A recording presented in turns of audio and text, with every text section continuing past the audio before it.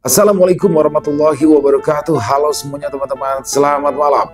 Selamat datang kembali di channel kesayangan kita, channel Ilo Ekstrim. Dan masih bersama saya Ilo. Dimanapun teman-teman berada, semoga teman-teman selalu dalam keadaan sehat walafiat, tanpa kekurangan satu apapun. Amin amin ya robbal alamin. Dan pada kesempatan yang baik ini, saya akan membawakan satu kisah dari Nirmala. Kisah dari Nirmala selalu menarik untuk disimak ya teman-teman ya.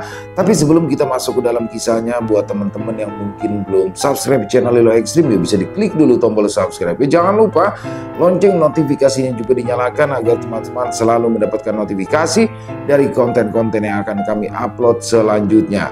Dan untuk channel Ilo Ekstrim kami upload setiap hari teman-teman ya, setiap malam jam 7 malam waktu Indonesia bagian Barat. Oke, nggak pakai berlama-lama lagi. Pasti udah gak sabaran kan untuk masuk ke dalam kisahnya? Kita langsung saja masuk ke dalam kisahnya. Bude horor. Misteri di restoran bintang laut.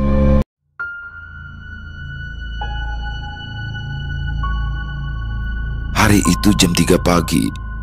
Terminal terpadu Pulau Gebang masih setengah lengang.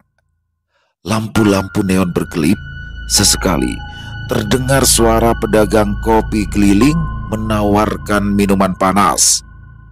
Sebuah bus Sinerjaya jurusan Cilacap, Wangon, Jakarta memasuki terminal terpadu Pulau Gebang. Pintu terbuka. Para penumpang turun dengan tertib. Tidak ada yang saling dorong. Dari dalam bus tersebut, seorang pemuda turun dengan langkah gontai, matanya setengah terpejam, rambutnya masih acak-acakan. Dialah Bambang Worodewo atau yang akrab dipanggil Bawor. Pemuda asal Banyumas berusia 23 tahun itu membawa tas ransel lusuh di punggungnya. 2 tahun orang Ambah Jakarta. Apik so. Mata Bawor berbinar ketika melihat terminal yang cukup megah berbeda dengan terminal lain yang pernah ia kunjungi. Tapi di mana jalan keluarnya ya? Bawor melihat office boy yang sedang mengepel ruang tunggu dan menghampirinya. Permisi mas, kalau pintu keluarnya di mana ya? Wah, di lantai 1 mas. Lantai 1. Lah memang ini lantai berapa? Wah, ini lantai 3. Turun saja pakai eskalator, lurus, terus belok kanan. Nah, nanti ada pintu timur, itu salah satu pintu keluar paling dekat. Oh gitu, ya wes, makasih. Bawor menuruni tangga ke lantai dasar terminal. Matanya masih agak sayu, tapi langkahnya mantap. Dia sudah terbiasa dengan perjalanan jauh.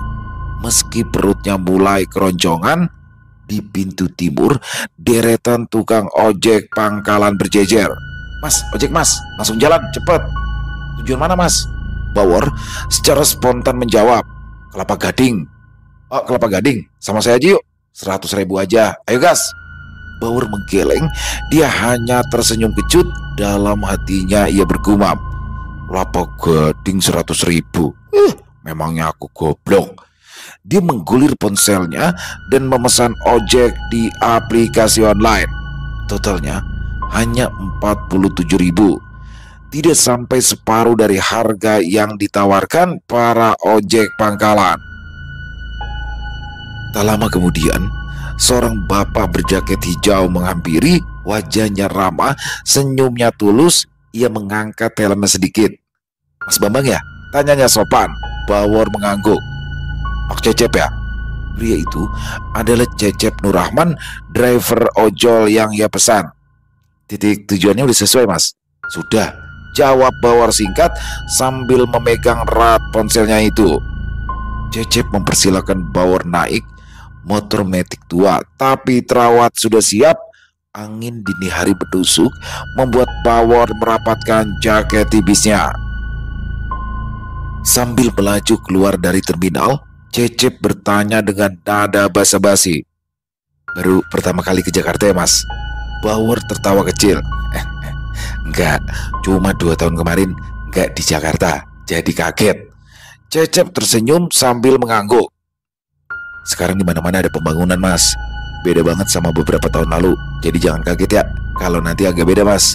Motor Cecep melaju menembus sepinya jalan. Dini hari, lampu-lampu kota Jakarta berkelip, beberapa truk besar melintas, angin malam menusuk tulang. Tujuannya ke Kelapa Gading kan Mas? Cecep memastikan. Pasar Tanah Merah Pak. Perjalanan terasa panjang dan untuk mengusir kantuk, Cecep membuka percakapan. Mas, kerja apa di Jakarta Mas? Kuliah atau? Bawor tersenyum kecil, matanya menatap jalanan yang asing. Kerja Pak, di restoran. Oh, Cecep berseru pendek seolah menemukan benang merah. Restoran mana Mas? Jangan-jangan yang ada di dekat pasar. Bawor mengangguk pelan. Lokasinya belum tahu Pak. Restoran Chinese food sih. Katanya sih Chinese food paling rame. Restoran bintang laut. Cecep tertawa ringan. Ya itu, restoran bintang laut rame banget Mas. Itu tiap hari, antriannya gak masuk akal. Apalagi kalau weekend. Saya aja kalau nunggu sampai hampir 2 jam. Waduh, rame banget dong.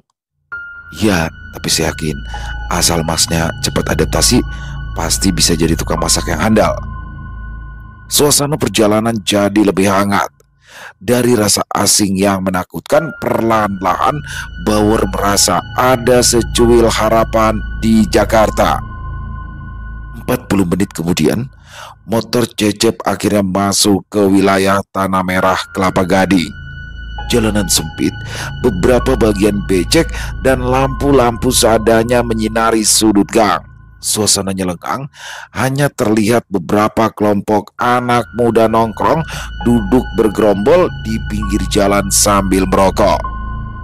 Sepeda motor berhenti tepat di titik tujuan aplikasi. Bawor turun, menepuk-nepuk celana panjangnya yang berdebu. Ia lalu mengeluarkan selembar uang 50 ribuan dari dompet tipisnya. Pak, terima kasih. Semoga makin lancar rezekinya. Makasih Mas Bambang, semoga kerjanya lancar ya. Setelah motor Cecep menjauh, Bawor berdiri sendirian di pinggir jalan. Tas ransel masih di punggung. Dia melihat alamat kos yang dikirimkan oleh temannya. Dia menoleh ke kanan kiri, mencoba membaca catatan alamat kos yang tertulis di ponselnya. Gang Cempaka nomor 17. Lah endi kie. Dia berjalan pelan, matanya menatap pelangkusan di dinding rumah.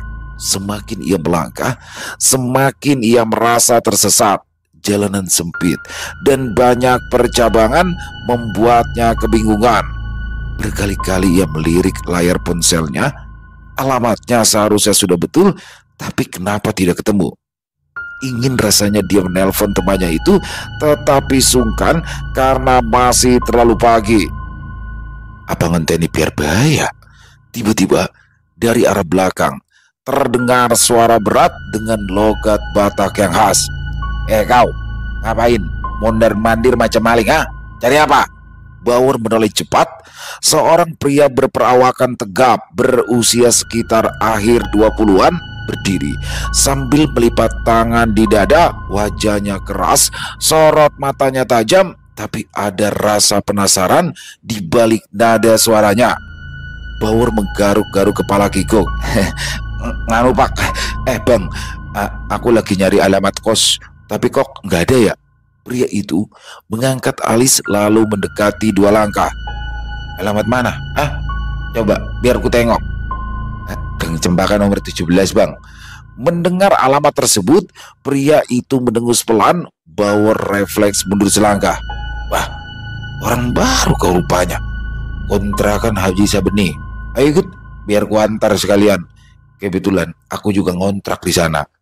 Ya, meski tampangnya menyeramkan, tetapi Bawor bisa mendengar jika pria di hadapannya sedang bicara jujur. Pria tersebut menepuk bahu Bawor cukup keras. Melamun pula kau. Mau tidak? Ya, mau. Sambil jalan, orang itu memperkenalkan diri. Siapa namamu?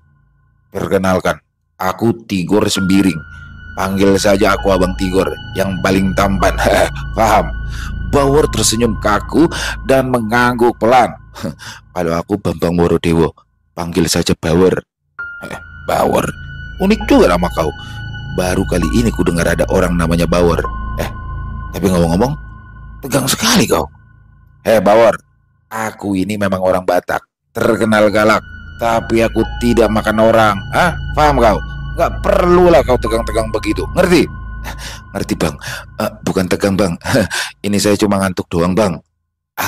Masih sore begini, cemana kau malah ngantuk? Jam 4 subuh begini kok sore ya bang? Sudahlah, yuk ku antar kau ke kontrakan Haji Sabeni. Keduanya berjalan dan memasuki gang cempaka. Tak lama kemudian mereka sampai di sebuah kontrakan kecil. Ini kontrakannya. Mau kau ketuk sendiri atau ku ketukan? Biar saya aja bang. Makasih bang Tigor, kesuwun. Apa? Kesuwun? Apa itu kesuwun? Itu terima kasih kamsutnya. Gitu rupanya. Ku ingatkan kau ini ya.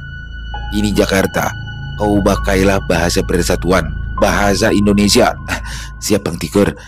Maaf ini kelamaan di kampung jadi kelambe. Kelambe? Apalagi itu bah? Duh, ini kebiasaan ngomong bahasa Jawa, jadi masih suka kecampur-campur bang. Ya sudah, suka hati kau lah. Aku pergi dulu. Tunggu bang, tunggu. Bawor maju ke depan pintu kontrakan kecil itu.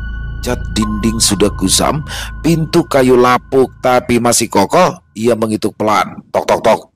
Tak sampai semenit, pintu terbuka lebar. Seorang pemuda dengan wajah ceria menyembul keluar. Tubuhnya kurus, tapi matanya berbinar penuh semangat. Wah, Bawor, kok telepon? Bawor mesem, dia agak kikuk. Mbok turu met, untung anak bang Tigor. Selamat menggeleng cepat. Aku begadang, ya. Dari belakang, Tigor menyela dengan suara beratnya. Jadi ini kawanmu? Untunglah dia yang buka pintu. Selamat menoleh, kaget sekaligus heran. Bang Tigor, kok abang bisa sama Bawor sih? Tigor menepuk dadanya, gaya khas orang Batak. Kutemukan dia nyasar di jalan. Kalau bukan aku yang menemukan, bisa-bisa dia tidur di pos ronda. Selamat tertawa lalu menepuk pundak Bawor. Pantesan tadi lama banget. Masuk Bang Tigor, ayo mampir. Ini betulan apa cuma basa-basi ini? Betulan. Ayo, udah masuk. Mereka bertiga pun masuk. Di dalam kontrakan ruang tamunya sempit. Hanya ada tikar plastik dan kipas angin tua yang berdengung. Selamat buru-buru membereskan bantal dan pakaian yang berserakan. Maaf berantakan. Orang berantakan ralanang. Tigor menatap keduanya lalu terkekeh. Kalian ini macam anak hilang ketemu lagi saja. Sudah, cepat tidur. Besok pasti panjang harinya.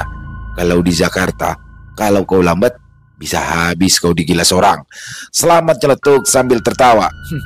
Abang ini ngomongnya serem terus, tapi baik hati. Bawor menimpali. Iya met, aku kira tadi mau dipalak. Tigor menunjuk Bawor dengan gaya setengah bercanda. Hati-hati kau Bawor. Kalau kau jadi teman dekat, jangan kaget. Aku kalau marah itu memang keras, tapi kalau aku sayang, lebih keras lagi. Mereka bertiga tertawa bersama. Met, kau sip malam kan?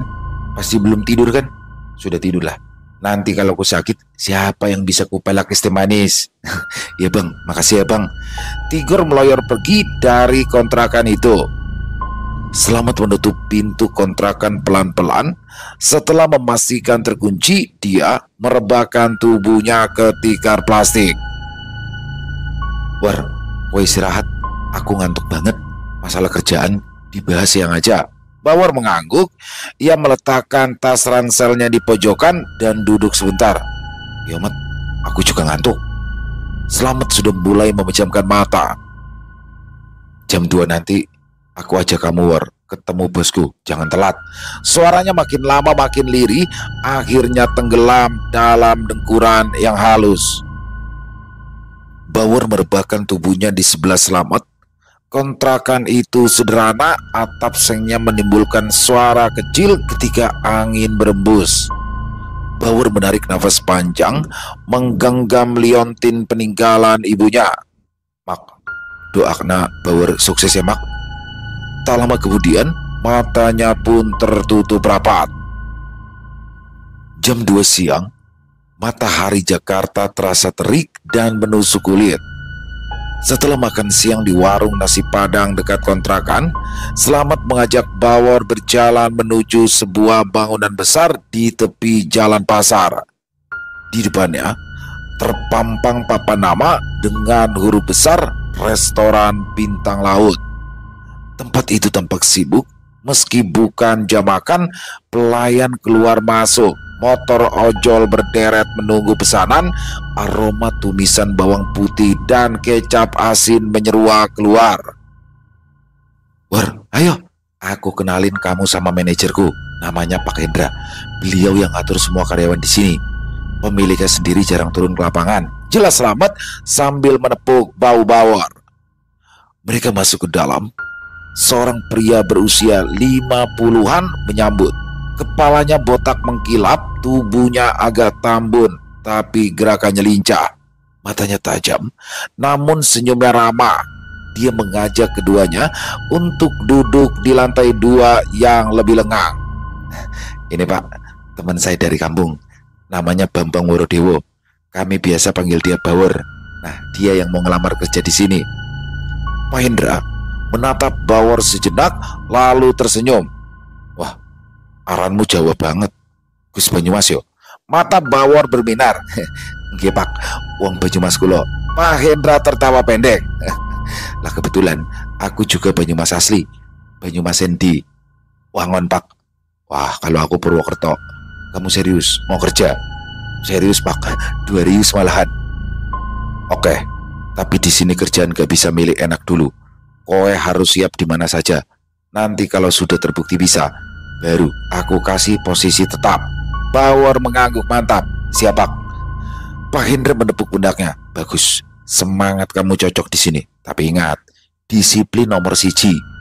Kamu nanti sip pagi, mulai jam 6 sampai jam setengah 3 sore. Jangan telat. Kalau telat sekali, catatan. Kalau sering, wassalam." "Siap Pak Hendra," jawab Bawor tegas.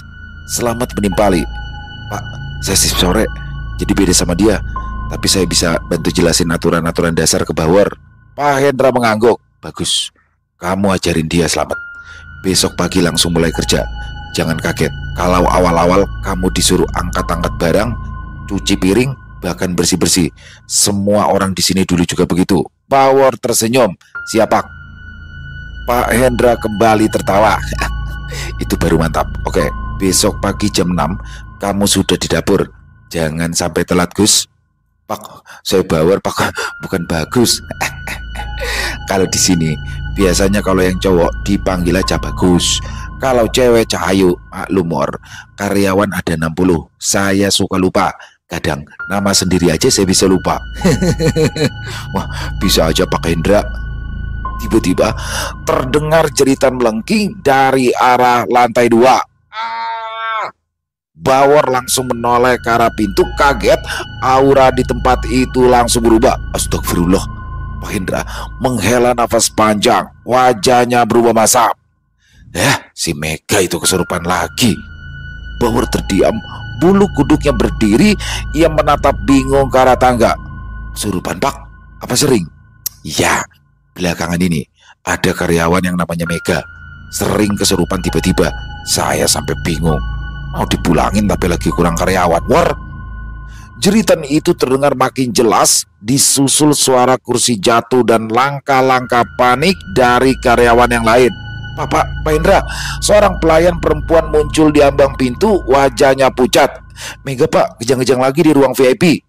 Pak Hendra berdiri, kursinya bergeser keras. Dia berjalan menuju ruang VIP dengan wajah gusar. Di depan ruang VIP, 4 orang karyawan berusaha menahan Mega yang meronta tak terkendali. Rambutnya terurai, matanya terbalik ke atas, mulutnya berkomat kamit. Dengan suara tak jelas, beberapa piring di meja sudah pecah berserakan. "Loh, kok kalian malah diem? Mau nunggu semuanya pecah? Ayo cepat, bawa ke gudang belakang," teriak Pak Hendra. Beberapa orang terpaku di tempat sampai akhirnya Bawor maju dan menggotong Mega sendirian. "Di mana Pak ruangannya?" Salah satu pemuda lantas mengarahkan Bawor menuju satu ruangan. Meski dikatakan sebagai gudang, tetapi tempat ini bersih dan juga rapi. Ada tempat sholat juga di pojok ruangan. Mega masih kejang, tubuhnya menendang-nendang keras, suaranya berubah parau.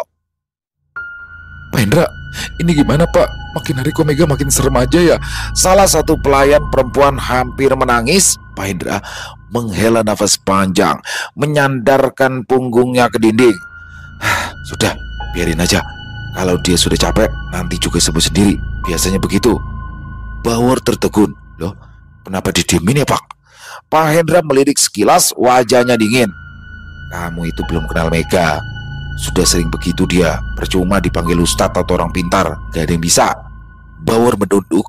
Jantungnya berdetak makin keras. Di dalam kepalanya ada sesuatu yang tak bisa dijelaskan. Nalurinya seperti mendorongnya maju. Dia menutup mata, menarik nafas panjang, seakan-akan ada hembusan dingin melewati tubuhnya. Ngapain kamu? Bisik Selamat dengan wajah khawatir. Bauer tidak menjawab. Dia mendekat ke tubuh Mega, berjongkok di sampingnya. Tangannya bergetar sebentar, lalu ia menekan kuku jempol kaki Mega. Mulutnya masih terus berkomat-kamit, membaca sesuatu yang tidak difahami satupun orang di ruangan itu. Tiba-tiba tubuh Mega bergetar lebih keras, matanya terbelalak, mulutnya mengerang panjang. Lengkingan panjang keluar dari mulut Mega membuat semua orang mundur spontan. Tubuh Mega terkulai lemas, matanya kembali normal, nafasnya tersengal-sengal. Ia menatap sekeliling dengan bingung. Aku di mana? Kenapa aku di sini? Semua karyawan melongok, sebagian menutup mulut tak percaya. Selamat menatap Bauer dengan wajah yang kaget. Sinting, si Bauer sakti juga cuy. Pak Hendra yang dari tadi terdiam akhirnya melangkah maju. Tatapannya tajam meneliti Bauer, seolah melihat sesuatu yang tak ia duga. Kamu itu siapa sebenarnya? Bambang Worodewo? Saya Pak. Ya saya Bauer Pak, karyawan baru di Bintang Laut. Bukan itu. Kenapa kamu bisa nyembuhin Mega? Nah, nyembuhin kepribe? Di desa kalau ada yang kesurupan kan memang dipencet jempol kakinya. Apa pada ngerti? Hah? Pak Hen menggeleng. Cuma dipencet doang. Bauer mengangguk. Tidak mungkin dia mengatakan jika memencet jempol hanya sebagai perantara. Sementara ada rapalan yang dia baca sebelum memencet jempol kaki Mega. Nanti kalau ada orang yang kesurupan lagi, aku mau nyoba juga. Kalau berhasil, wedan. Mega menatap ke arah Bauer. Makasih ya Mas. Bauer, panggil saja Bauer. Makasih ya Mas Bauer. Bauer mengangguk dan bangkit. Kamu itu jangan banyak-banyak melamun, biar gak kesurupan lagi. Iya, sekali lagi makasih ya Mas Bauer. Tatapan Bauer kini beralih pada Pak Hendra yang berdiri tak jauh darinya. Pak, wawancaranya sudah selesai atau belum? Sudah. Kamu sudah dapat kontrakan belum, War? Sudah Pak, saya ngontrak sama Selamet. Yowis, kamu istirahat dulu aja. Besok jangan sampai kesiangan. Dari dalam restoran Bintang Laut, Bauer melangkah keluar. Nafasnya masih agak berat setelah kejadian di gudang tadi, tapi wajahnya dibuat setenang mungkin. Di depan, Tigor sedang duduk santai di atas motornya yang diparkir miring sambil ngudut. Asap rokok mengepul, matanya menyipit melihat Bauer keluar. Kau sudah selesai wawancaranya, ha? Bauer tersenyum lebar. Lancar Bang, alhamdulillah. Saya besok langsung mulai kerja jam 6 pagi. Tigor mengangkat alis lalu membuang abu rokoknya ke tanah. Cepat kali itu. Tidak ada tes ini itu dulu, langsung kerja. Iya Bang, wong karyawannya akeh sing butuh tambahan tangan, jadi aku disuruh langsung kerja. Shift pagi sampai jam 3:30 sore. Tigor terkekeh lalu menepuk bahu Bauer dengan cukup keras sampai tubuhnya oleng sedikit. Baguslah, itu tandanya rezeki kau di Jakarta sudah terbuka. Nah, sekarang kau harus traktir aku ya. Bauer nyengir. Traktir apa ya Bang? Aku durung gajian Bang. Janganlah kau banyak alasan. Traktir gorengan pun jadi. Tigor tertawa lebar. Bauer ikut tertawa, tapi dalam hatinya dia masih kepikiran kejadian Mega kesurupan tadi. Sekilas bayangan wajah Mega yang pucat dan teriakannya kembali terlintas. Tigor memperhatikan Bauer yang mendadak melamun. War, kenapa kau? Muka kau itu jadi pucat lagi. Jangan-jangan kau tadi dimarahi ya? Bauer cepat-cepat menggeleng. Ora bang, semuanya lancar. Cuma ya aku kaget, ada hal aneh. Tigor menyipitkan mata, ia penasaran. Hal aneh? Apa itu? Gak apa-apa bang, kayaknya cuma perasaanku aja. Perasaan apa? Perasaan cinta? Bukanlah bang, namanya juga orang baru bang. Pergi ke tempat baru ya pasti perlu penyesuaian. Oh gitu, makanya kalau ngomong itu yang jelas, biar aku nggak salah tangkap. Jangan-jangan bibir kau yang kutangkap. War. Malam mulai turun di Kelapa Gading.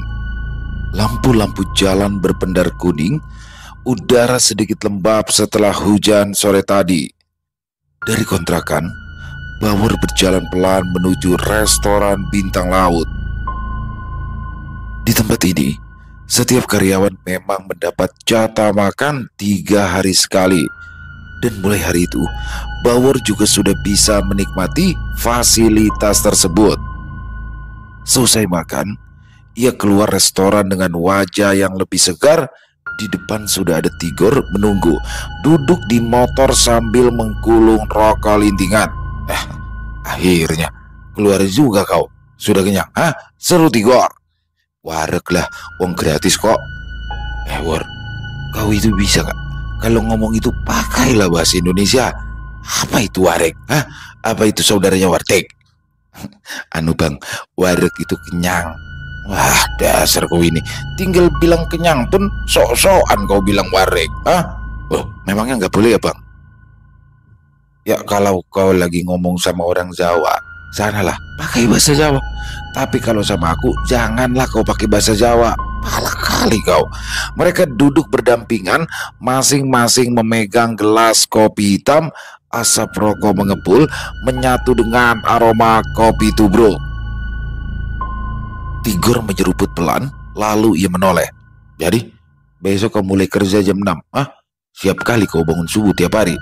Bauer mengangguk sambil menyandarkan tubuhnya ke tembok gereja. Loh bang, benari, aku itu juga bangun subuh. Memangnya bang Tigor, subuh baru tidur? Ya Tuhanmu itu kan manggil kau sehari 5 kali. Beda sama Tuhanku yang cukup ditemui seminggu sekali.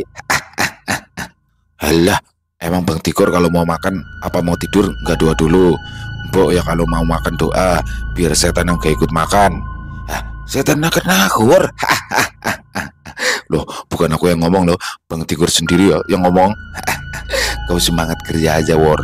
Masih muda itu harus semangat. Jangan lupa nikmati juga hasil kerjamu. Kirim orang tuamu secukupnya saja. Kalau perlu kasih modal mereka aja, biar buka usaha. Itu loh bang, orang tuaku udah gak ada lagi bang. Wah, maaf kali, moncongku ini memang suka kelepasan kalau ngomong. Maaf ya War. Gak apa-apa bang, justru ini bikin aku makin semangat. Udah gak ada lagi orang yang bisa buat sandaran. Tigor mengembuskan asap rokok, matanya menatap kosong ke jalanan. Baguslah. Jakarta itu keras War. Kalau tidak ada pegangan, kau bisa hanyut. Untunglah kau bisa cepat dapat kerja. Bauer menoleh, senyumnya samar. Ya bang Tigor, alhamdulillah banget saya bisa dapat kerja di sini. Semoga saja ini bisa jadi awal dari kebangkitan Bauer. Bangkit, macam udah pernah mati aja kau ini War. Keduanya tertawa bersama menanggapi ucapan terakhir Tigor. Hanya dalam beberapa jam saja keduanya menjadi akrab seperti sahabat lama. Jarum jam di warung kopi sudah menunjukkan pukul 10 malam. Tigor menepuk lututnya. Gelas kopi hitam di depannya sudah kosong. War, ayo kita balik. Kalau kelamaan nongkrong, nanti badan tidak kuat bangun subuh. Bauer mengangguk, ia menguap lebar menepuk-nepuk pipinya. Ayo bang, gas balik. Mereka berjalan menyusuri gang sempit. lampu neon seadanya berkelip, suara jangkrik samar terdengar dari balik semak, sampai akhirnya mereka tiba di deretan kontrakan kecil.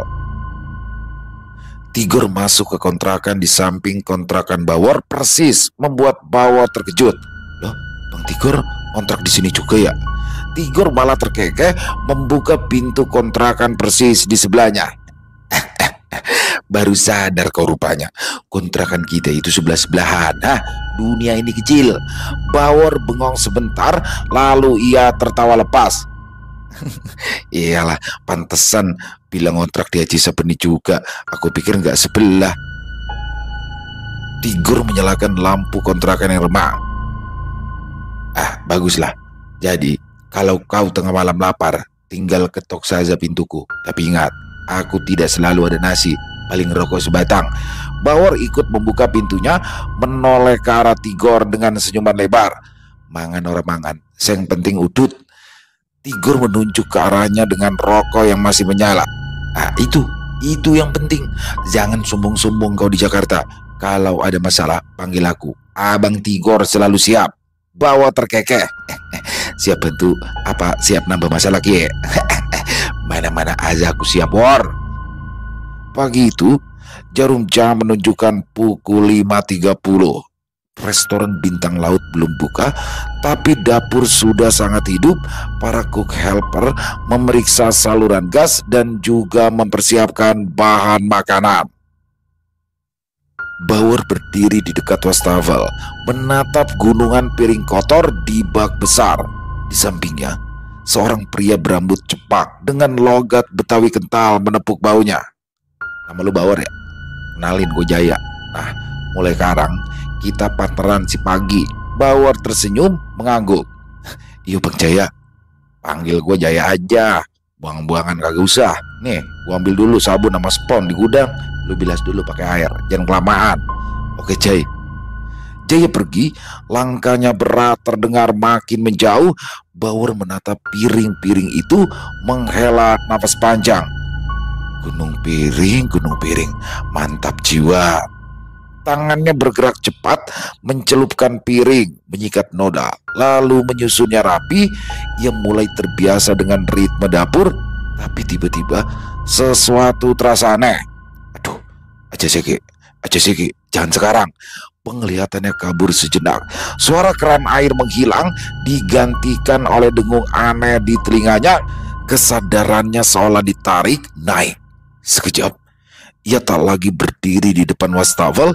Ia merasa berada di lantai 2 restoran, tepat di ruang VIP yang kemarin gaduh. Di sana, Mega tampak duduk seorang diri di kursi.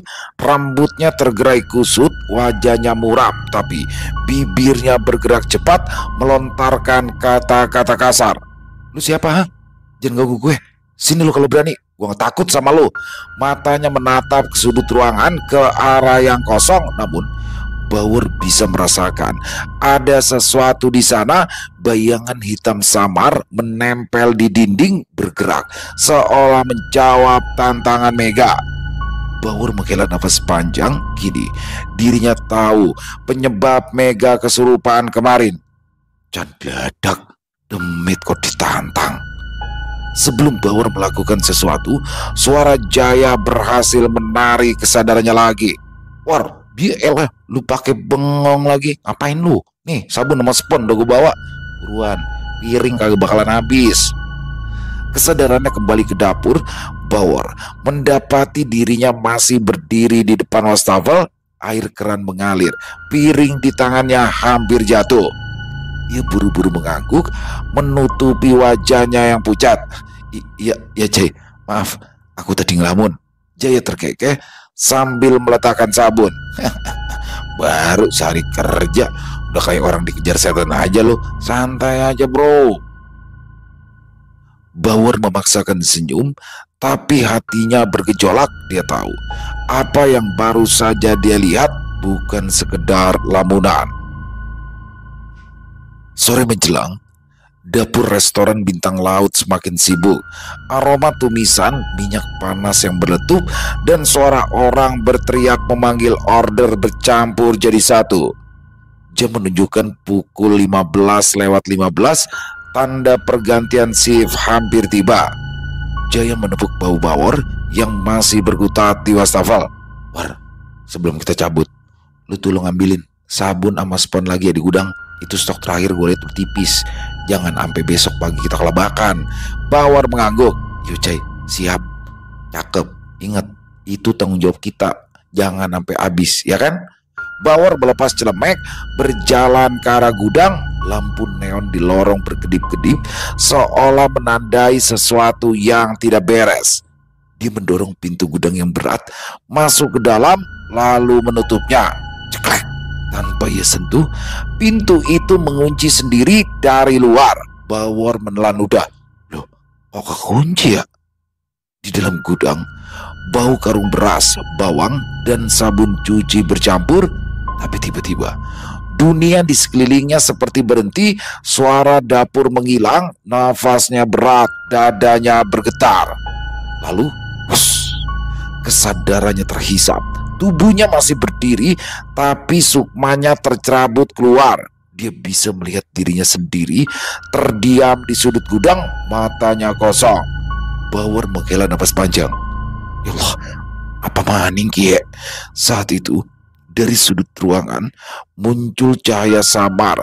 Perlahan menjelma sosok seorang wanita. Ia mengenakan pakaian putih sederhana, rambutnya hitam panjang, wajahnya cantik, kulit pucat dengan mata sedikit sipit, namun sorot matanya menusuk, dingin, penuh peringatan. Ya Allah, Demit, aku lagi kerja kok diganggu terus. Karep mau apa? Wanita itu mendekat, langkahnya tak menimbulkan suara sedikit pun. Aroma melati samar menguar. Bambang Wardewo, kau jangan ikut campur. Loh, ikut campur apa Mbak Ayu? Masalah Mega. Wanita itu berhenti tepat di depannya, wajahnya begitu dekat, senyumannya tipis tapi terasa seperti ancaman. Ini bukan urusanmu. Kau orang baru di sini. Jangan sekali-kali ganggu aku. Biarkan aku urus dia sendiri. Kau urus saja urusanmu. Bawor merasa dingin menjalar dari ujung kaki hingga kepala, namun ia menguatkan diri. Urusanku apa bukan, tapi aku nggak suka kalau kamu ganggu-ganggu dia. Meski kami baru kenal, tetap aja kalau Mega itu temanku. Wanita itu matanya menyipit, suaranya berubah lebih dalam. Kau tidak tahu apa yang sedang kau sentuh. Jangan pernah ulangi lagi.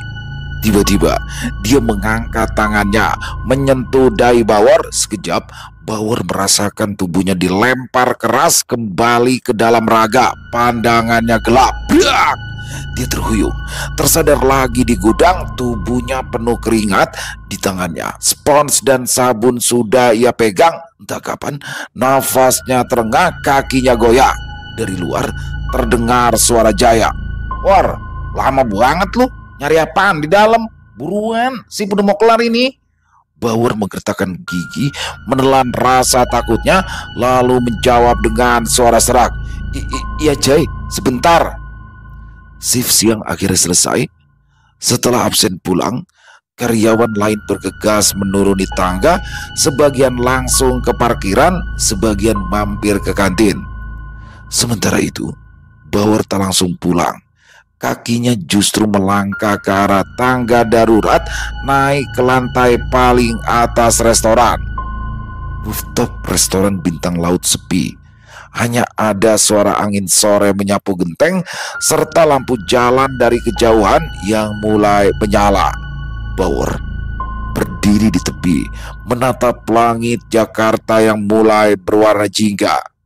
Perlahan ia merogoh kaosnya, menarik keluar sebuah liontin bulat kecil dari tali hitam yang selalu melingkar di lehernya. Tangannya menggenggam liontin itu erat, matanya terpejam. Detik berikutnya, tubuhnya bergetar halus, lalu kesadarannya terlepas dari raga. Bawor membuka mata lagi, tapi kini dengan pandangan berbeda, melihat dunia dalam bentuk redup, lebih sunyi seperti bayangan dunia nyata. tubuhnya masih duduk di rooftop, tapi jiwanya sudah bebas. Untung bisa. Tanpa menunggu lama, ia bergerak melayang turun, melewati atap, menembus dinding, menuju lantai 2 restoran, tepat ke gudang penyimpanan tempat tadi ia dikunci. Gudang itu gelap. Dalam pandangan mata gaib, cahaya lampu neon yang tadi terang kini terlihat redup, hampir mati. Bau menyengat bumbu dapur berubah jadi aroma melati yang begitu kuat. Di tengah ruangan, ada bayangan samar seorang perempuan duduk bersila, rambut panjangnya menutup wajah. Bauer melangkah pelan, hati-hati. Perempuan itu tiba-tiba mendongak, wajahnya cantik tapi pucat. Sorot mata sipitnya merah menyala, menatap lurus ke arah Bauer. Kau lagi? Bagaimana jiwamu keluar tanpa kutarik?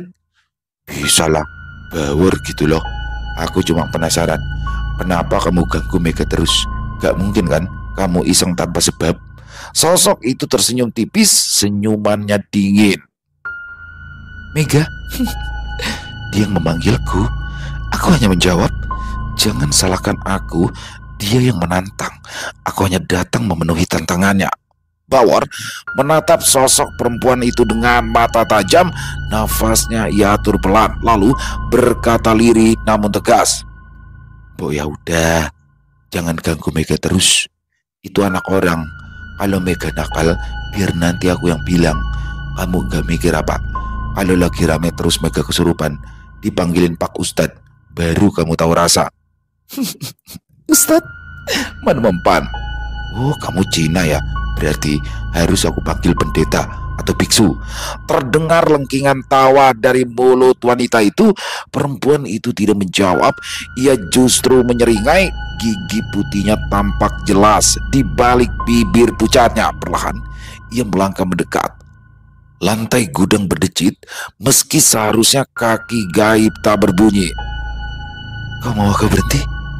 Mudah. Jadilah kekasihku. Kalau kau bersamaku, aku tidak akan mengganggu siapapun lagi. Lo ngawur. Lo ngapain aku jadi kekasihmu? Wong kowe wis bedalam. Jangankan bedalam, beda agama aja aku mah. Sosok perempuan itu mendesis seperti tersinggung. Kenapa? Kau jijik padaku? Bauer geleng-geleng, senyumnya geli. Nah, bukan jijik, tapi aku gak mau menentang kodrat. Maaf kalau kalimatku kasar, tapi aku memang tidak bisa menjalin hubungan dengan makhluk halus. Kita boleh berteman, tapi tidak lebih. Mudeng. Tatapan mata merah itu berkedip sekali, kemudian meredup sejenak, tapi senyumnya kembali melebar, kali ini lebih dingin. Kau menolak? Itu artinya kau menantang. Bauer menghela nafas panjang, tangannya menggenggam liontin erat, lalu berkata lirih. Lah, aku nggak nantang Bekayu. Aku cuma menjalankan apa yang semestinya. Jiwamu keluar dari ragamu. Itu saja bukan hal yang bisa dilakukan manusia biasa. Kenapa kau tidak mau menerimaku sebagai kekasihmu? Lah, sampean udah jadi demit, kok masih kegatelan? Orang gak mau yang gak mau aja maksa. Senyum perempuan itu perlahan hilang, berganti dengan wajah murka. Rambutnya yang panjang mendadak terurai liar, melambai-lambai seakan ditiup angin dari dalam tanah. Suara mendengung menggema di gudang membuat ruangan itu terasa lebih sempit. Aku sudah menawarkan baik-baik, tapi kau memilih melawan. Rasakan akibatnya. Tubuhnya melayang, lalu melesat ke arah Bauer dengan kuku panjang menghitam. Refleks Bauer mengangkat liontinnya. Bismillah, teriaknya. Cahaya samar keluar dari liontin itu, menahan cakar perempuan tersebut tepat di depan wajah Bauer. Brak! Perempuan itu mendorong dengan tenaga penuh, sementara Bauer menahan dengan tangan gemetar. Weden, kuat temen, asem-asem. Tiba-tiba Bauer menggerakkan kakinya cepat, menginjak lantai keras dan memantulkan tenaga ke liontin. Sinar putih semakin terang, membuat sosok perempuan itu terdorong mundur, terhempas ke dinding gudang. Bawor tidak menyia-nyiakan kesempatan. Dia mendekat, menempelkan ibu jarinya ke lantai, lalu menarik sebuah rapalan singkat yang pernah diajarkan gurunya. Lingkaran cahaya samar muncul, membatasi gerak perempuan itu. Akhirnya, perempuan itu terkulai. Wujudnya kembali samar seperti kabut. Dia terengah, menatap Bawor dengan mata merah yang kini meredup. Bawor menatapnya. Kali ini lebih lembut. Senyum kecil muncul di bibirnya. Aku itu mau kalau jadi pacar, kalau temen ayo, guys. Tapi gimana? Janji, jangan pernah ganggu karyawan di sini. Gimana? Perempuan itu diam, matanya berkedip, wajah cantiknya kembali terlihat, senyumnya tipis, penuh kepahitan. Teman, kau bisa pegang janjimu itu? Kau akan menjadi temanku? Ya asal kamu gak minta tumpal, gak minta sesaji, gak minta gendong. Kalau cium, SGM kamu. SGM, Bawor mengangguk. Ya SGM, sinting gila miring. Kembali terdengar lengkingan tawa dari mulut wanita itu. Wanita itu mengangguk setuju. Baiklah, kita teman sekarang. Panggil aku Meichen ya Bawor. Meichen, Cinapol namamu ya. Ya, mulai sekarang aku tidak akan mengganggu mereka lagi. Tapi kalau mereka macam-macam, awas. Perempuan itu menatapnya lama, lalu perlahan tubuhnya memudar. Suasana gudang kembali normal, bau anyir hilang, cahaya lampu kembali terang. Ya Allah, bisa kering aku. Pelan-pelan kesadaran Bawor kembali. Matanya membuka, pandangannya kabur sesaat sebelum akhirnya fokus pada langit jingga di rooftop. Nafasnya berat, tubuhnya terasa dingin. War! Suara Jaya tiba-tiba mengagetkannya. Bawor menoleh di sampingnya. Jaya berdiri dengan tangan di pinggang, menatapnya dengan heran. Ngapain lu tiduran di sini? Pingsan lu ya? Bawor buru-buru duduk, menyembunyikan gugupnya. Ia garuk-garuk kepala lalu nyengir. Anu Jay, gue lagi jemuran, sekalian keringin badan. Abis seharian cuci piring kan bajunya basah, jadi ya gue sekalian jemur badan gitu. Jaya melotot sebentar lalu ngakak. Aneh juga luar, orang kalau jemur mah baju bukannya badan. Tapi ngomong-ngomong, lu ngomongnya udah mulai lu gue lu. Biar masih medok juga agak apa-apa, mantep. Lanjutkan biar gaul. Bawor tertawa. Emangnya pantas ya kalau aku ngomong lu gue? Ya pantas saja, yang penting lu pede. Jaya menepuk pundaknya pelan. Ya pulang, besok lu pan masuk pagi-pagi, jangan sampai kesiangan. Mereka berdua turun lewat tangga darurat. Suara restoran mulai sepi, hanya tersisa beberapa karyawan shift malam yang sibuk di dapur. Saat melewati koridor menuju pintu belakang, Bawor menoleh sekilas ke arah gudang di lantai 2. Pintu gudang itu setengah terbuka. Di sana, samar-samar dia melihat sosok perempuan berwajah cantik itu berdiri, rambut hitamnya tergerai, wajahnya kini tampak tenang, tatapannya tertuju pada Bawor dan ia tersenyum. Selesai. Wow, luar biasa kisah Bawor dan Tigor ya. Ini menarik nih, dan saya berharap kisah dari Nirmala ini ada kelanjutannya nih, petualangan Bawor dan Tigor. Jadi Bawor ini atau Bambang Worodoyo. Jadi Bawor itu singkatan ya dari Bambang Worodoyo. Dia adalah seorang pendatang dari Banyumas ya, dari Banyumas datang ke Jakarta merantau untuk mencari pekerjaan. Dan di sini dalam perjalanannya bertemu dengan Tigor.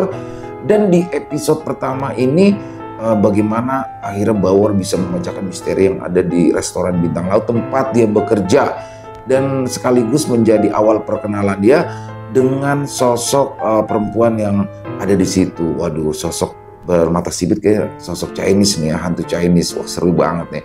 Saya pribadi berharap akan ada kelanjutan dari kisah Bawor dan Tigor ini ya, karena sepertinya unik juga nih, karena belum ada tokoh Jawa plus Batak nih di channel Ilo Ekstrim. Wow, keren banget. Terima kasih Nirmala ya atas kisahnya yang luar biasa. Ditunggu lagi untuk kisah Bawor Tigor selanjutnya. Dan semoga kisah barusan bisa menghibur teman-teman semua para pecinta penikmat horor misteri, lebih khususnya lagi kepada para subscriber dari channel Ilo Extreme. Buat teman-teman yang suka dengan videonya bisa diklik tombol like, tombol jempolnya, boleh juga dibantu di-share ya link videonya ini ke teman-teman yang lain agar juga ikut merasa terhibur. Dan buat teman-teman yang mungkin punya komentar lain, punya pendapat lain tentang kisah barusan, bisa menuliskan di dalam kolom komentar atau hanya sekedar saling menyapa. Insya Allah kami akan membalasnya satu persatu. Di akhir kata, saya Ilo mengucapkan permohonan maaf apabila mungkin dalam pembawaan kisahnya barusan ada kata-kata saya yang salah ataupun ada kata-kata saya mungkin yang kurang berkenan. Saya mohon dibukakan pintu maaf yang seluas-luasnya. Sampai berjumpa lagi di konten-konten kami selanjutnya. Masih bersama saya Ilo di channel Ilo Extreme. Salam sehat, sukses selalu untuk kita semua. Wassalamualaikum warahmatullahi wabarakatuh.